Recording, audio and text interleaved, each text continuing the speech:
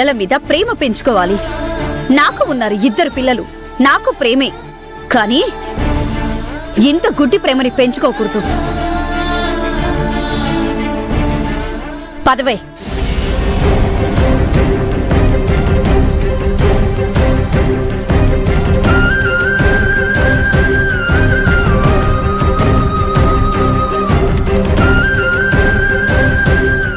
ఏంటమ్మా ఆవిడలా నోటికొచ్చినట్టు మాట్లాడుతుంటే నువ్వేం మాట్లాడవేంటి? ఒరేయ్, మీ అమ్మంటే లలిత కోపం ఉన్నా అది నోటికొచ్చినట్టల్లా ఏం మాట్లాడలేదురా. కరెక్ట్గానే మాట్లాడింది. నీకోసం ఎంతో చేసిన మీ అమ్మని బొమ్మని చేసి నిలబెట్టావు కదరా. మన శత్రువైన చైర్మన్ని తీసుకొచ్చి ఓపెనింగ్ చేయించావు, పాలు కూడా పొంగించావు. మీ అమ్మ కాదు, మేము కాదు, వాళ్లే నీకెక్కువ అనుకుంటే ఆ ఏడుపేదో ఇంటి దగ్గరే ఏడిస్తే మేమెక్కడి వరకు రావాలో అక్కడి వరకే వచ్చి ఆగిపోయేవాళ్ళం కదా. ఎంతవరకు ఉండాలో అంతవరకే ఉండేవాళ్ళం.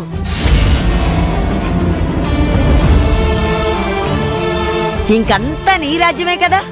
ఎలగబెట్టుకో, ఎలా తగలబెట్టుకోవాలో అలా తగలబెట్టుకో. పదండే వెళ్దాం.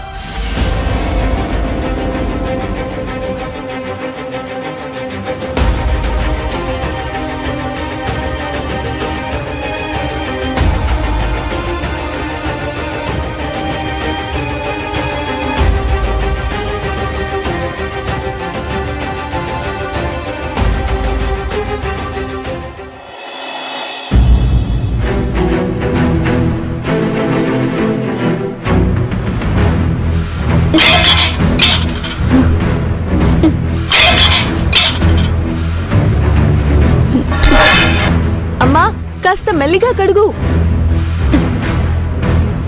రే, నీకు ఫైనల్ ఎగ్జామ్స్ ఉన్నాయిరా. దిక్కులు చూడడం కాదు, ముందు చదువు మీద దృష్టి పెట్టు. చదువు.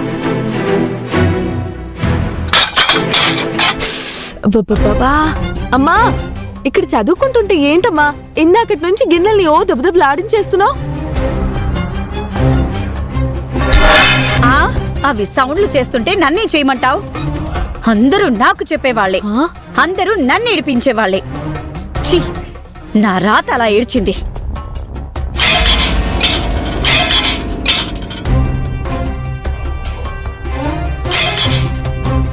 కోపం ఎందుకంత కోపం అమ్మా? ఏంటే క్వశ్చన్లు వేస్తున్నావు? ఎందుకో నీకు తెలీదా?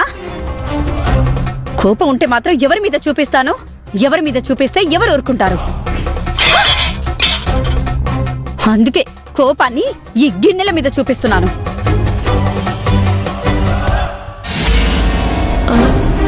ఏరా, చదువుకుంటున్నావా? అవునా?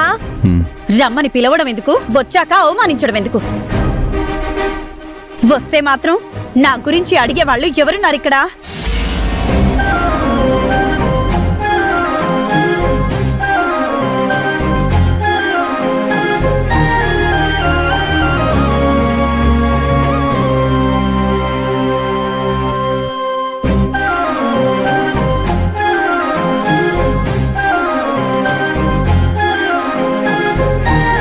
ఇదిగోండి కాఫీ,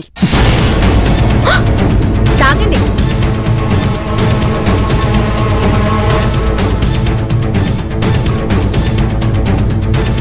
అసలే చిరాకులో ఉన్నాను, ఇంకా విసిగించకు.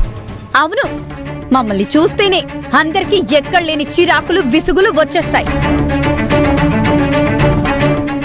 నేను అడిగానా మీ అబ్బాయి హోటల్ ఓపెనింగ్ కి మేమొస్తాము, నా కూతురి చేత పాలు పొంగించండి అని మేము అడిగామా? ఆవిడే కదా వచ్చింది. ఆవిడ మాత్రం అందరికీ ఓ నీతులు చెప్తుంది. మనిషి అంటే ఇలా ఉండాలి, పెద్దవాళ్ళని ఇలా చూడాలి, పిల్లల్ని ఇలా గౌరవించాలి, పద్ధతులంటే అవి ఇవి, అబ్బో ఆహా ఓహో ఎన్ని చిలక పలుకులో. వినేవాళ్ళుంటే ఎన్నైనా చెప్తుంది. ఆవిడ కొడుకు ఏం చేసినా మాత్రం నోరు మూసుకుని కూర్చుంటుంది. అమ్మా, విష్ణు తప్పు చేస్తే ఆవిడెందుకంటావు? మరి ఎవరు నానాలే? ఏ మీ నాన్న అనమంటావా? ఈయన మాత్రం ఏం చేస్తారు? ఆవిడ చెప్పినట్టు తలాడించడమే కదా.